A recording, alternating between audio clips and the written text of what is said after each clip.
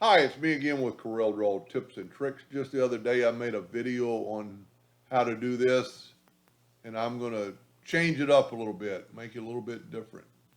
So we've got our dog, or a puppy dog picture. We have a heart. But what we need to do, this picture is a little bit bigger than 7, so we've set our nudge factor on 8. We're going to hit the plus key on the keyboard and do that. So they're exactly apart, the same distance, the heart and the puppy dog. This one we're going to intersect, and we're going to move it up so it won't be in the way. And there we have the intersection of the dog. But on this one, we're going to trim. There are 2 objects on there, and I'm going to go to trim, and what that did, that took that object out of there.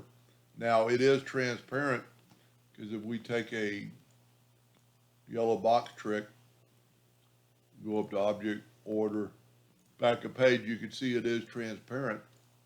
So now what we can do to this picture, we can actually nudge it up so they'll be close. We can blur this part of the picture, the whole thing. Go up to effects, blur, Gaussian blur, and blur it. And you could blur it more or less, hit OK, and then nudge it over, and then you get this picture. And you could crop it. You know, it doesn't have to be exactly that size. You know, you could have it more in the middle and pretty much do anything you want to with it if you were going to print on a t-shirt. Pretty cool effect. Hope that helped a little bit. Thank you for watching.